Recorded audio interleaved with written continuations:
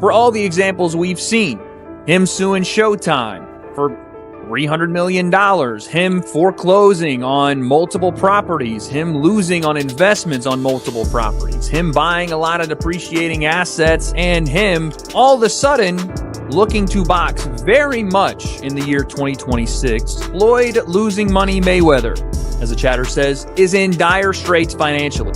Because they don't like him. They don't like him because everything that he says is about money. There's nothing else. There's no values. There's no... Like the people's champ, like Ali was standing for the same things. Right. The audience was standing for. You know, he doesn't have any of that. It's just money.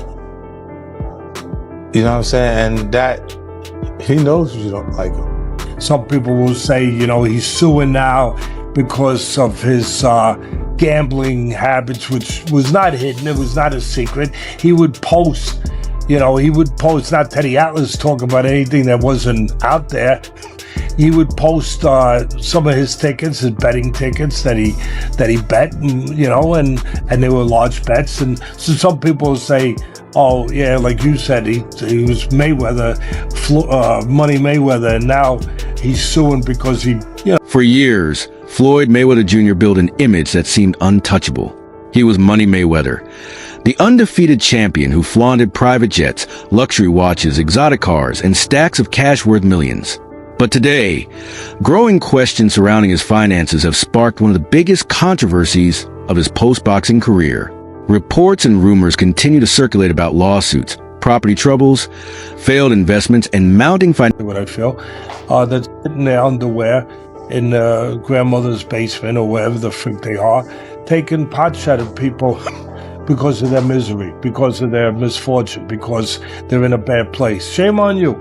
And shame on the people out there. I know that there's some of them. Everyone knows I don't really read that internet unless somebody shows me specifically some stuff. And I saw some of the stuff. I didn't want to see any more, so I told them, don't show me anymore. But I saw enough to see what was out there. People taking shots at a great fighter, Mayweather. Probably the same people that were, applauding him and saying how great he was at one point, and now they're taking shots at him like they're almost, like they get pleasure. Financial obligations. Critics point to his legal battle against Showtime, where Mayweather claims he is owed hundreds of millions of dollars. Others highlight allegations involving foreclosures, expensive real estate ventures, and a lifestyle built around assets that rapidly lose value. The speculation has only intensified as Mayweather appears increasingly active in discussions about returning to the ring in 2026. For many observers, the timing has raised an obvious question. And Thurman, apparently he did an interview, said that it was an exhibition, that these guys didn't have anything to prove, that their legends were already set in stone, and that it would be an exhibition. He wasn't sure if it was going to be at the Sphere. Apparently, that is not true. According to a Boxing Scene article that interviewed Jazz Mathur, the CEO of Manny Pacquiao Promotions, said that, yes, the fight is contracted for the Sphere, booked at the Sphere, scheduled at the Sphere for September 19th. It is booked as a professional fight, not as an exhibition. It was never booked as an exhibition, which makes sense because Netflix got behind it, and I would assume that they would not want an exhibition. We said the other day, I think it was actually yesterday, we said that this fight has to be a real fight and not an exhibition. Because one, Netflix is involved. Two, Manny Pacquiao wants that get back. And two, also just... Is Floyd Mayweather fighting because he wants to, or because he needs to? Former supporters and critics alike have weighed in. Many believe Mayweather's public image has always revolved around one thing: money. Unlike legendary figures such as Muhammad Ali, whose careers became tied to larger causes and principles, Mayweather's brand was built almost entirely around wealth, success, and financial dominance. That approach undoubtedly worked. His fights generated enormous pay-per-view numbers, and his 2015 showdown with Manny Pacquiao became one of the most lucrative events in boxing history. Person saying, this is a real fight. You got the promotion saying, this is a real fight. You got Floyd Mayweather saying, no, this is an exhibition. There's two things that are happening here. Either somebody messed up in paperwork or in communication or in some form of getting this fight together, misspoke to one of these guys, or Floyd Mayweather is trying to scam Netflix. That is the only two things that can be possible here. Because we then get the report, as of yesterday, Yet critics argue that the same image that made him rich also created a public eager to celebrate any sign of his downfall. Questions about Mayweather's gambling habits have also resurfaced.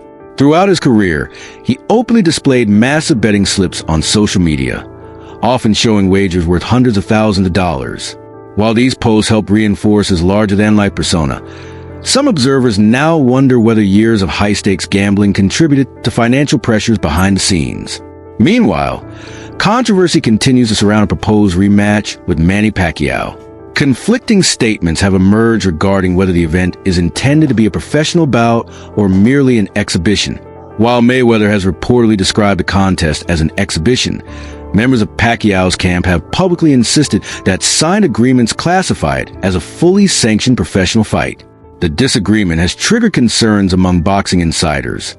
Some commentators have suggested that promotional materials, broadcast partners, and contracts and then everything they took the risk for sometimes is lost.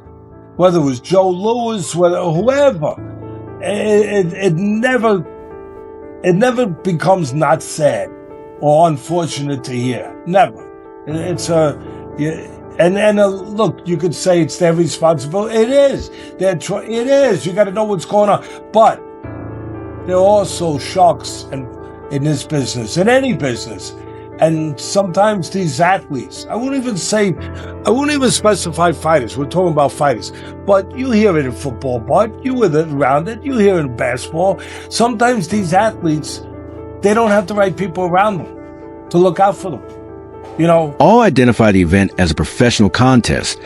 Publicly describing it as an exhibition could potentially create legal complications. Further fueling speculation are reports claiming Mayweather may have already received advance payments related to the fight. If true, critics argue that mixed messaging about the event could create tension between all parties involved. A real fight? Is that what he's feeling? But he signed a real fight. So it's for sure. Yes, the contract that we signed is a real fight. Real fight. Okay. Yeah, because I know he said I want to fight an exhibition. no exhibition. It's either real fight or nothing. Yeah, it's a real fight. Yeah. Is Fear still in Las Vegas? That's the contract that he signed. I mean. Okay, so it's still happening then. Including broadcasters, promoters, and Pacquiao's team. Adding another layer of uncertainty are ongoing discussions surrounding businessman Cash Renitz and other individuals connected to Mayweather's recent ventures. Several reports claim legal disputes and financial pressures are beginning to affect multiple projects associated with the former champion. Despite the controversy, many voices within boxing continue to defend Mayweather. Veteran commentator Joe Rogan has pointed out that financial struggles are unfortunately common among professional fighters. Unlike athletes in major team sports, many boxers operate without extensive support systems or long-term financial planning structures. History provides countless examples. From world champions to Hall of Fame fighters, many athletes have earned enormous sums only to face financial hardship later in life due to taxes, poor investments, excessive spending, or simply surrounding themselves with the wrong people. Analysts such as Max Kellerman have frequently warned about the dangers of unchecked spending. Luxury cars, expensive jewelry, private jets, and extravagant lifestyles can quickly drain even the largest fortunes when not balanced with sustainable investments and financial discipline. For years, Mayweather seemed immune to those concerns. He famously wrote checks worth nearly $20 million without hesitation and proudly showcased a lifestyle that appeared limitless. But the recent lawsuit against Showtime, seeking roughly $340 million, paint a different picture. One where even one of boxing's highest earners is engaged in a fierce battle over money and contracts. The irony is impossible to ignore. The very image that helped make Floyd Mayweather one of the richest fighters in history may now be contributing to the public scrutiny surrounding him. Whether these financial concerns are exaggerated, misunderstood, or entirely justified remains a matter of debate. What is certain, however, is that Floyd Mayweather's name is once again dominating headlines, not because of an undefeated record, but because of questions about his future, his finances, and the legacy he leaves behind. As boxing fans wait for clarity regarding the Pacquiao rematch and other potential comeback fights, one thing remains clear. The story of Floyd Mayweather is still far from over, And if recent developments are any indication, the next chapter could be just as dramatic as anything that happened inside the ring. But as the debate over Floyd Mayweather's finances continues, there's another question that refuses to go away. How did a fighter who reportedly earned more than $1 billion throughout his career end up facing so many questions about money in the first place? For years, Mayweather represented the ultimate symbol of financial success in sports. Every appearance seemed designed to remind fans just how wealthy he was. Whether it was private jets waiting on the runway, shopping sprees worth millions, or videos of cash stacked floor to ceiling, the message was always the same. Floyd Mayweather wasn't just rich. He wanted the world to know he was rich. The problem is that wealth and cash flow are not always the same thing. Financial experts have long pointed out that many athletes confuse assets with liquidity. Owning luxury homes, expensive cars, jewelry collections, and private aircraft may create the appearance of wealth. And I'm like, and he said the prize. So it's okay for you to watch the fight.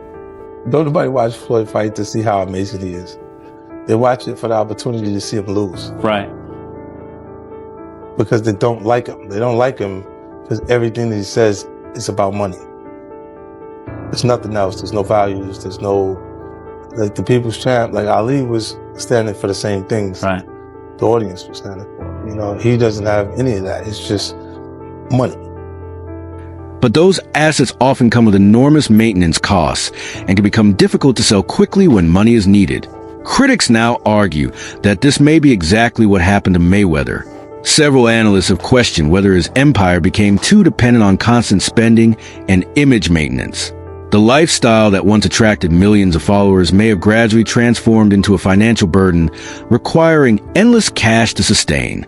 And if that is true, it would explain why comeback fights continue to appear on the horizon. This isn't the first time boxing fans have witnessed a legendary champion return long after reaching the top. Throughout history, great fighters have often struggled with retirement. Some miss the spotlight, some miss the competition, and some simply miss the paychecks.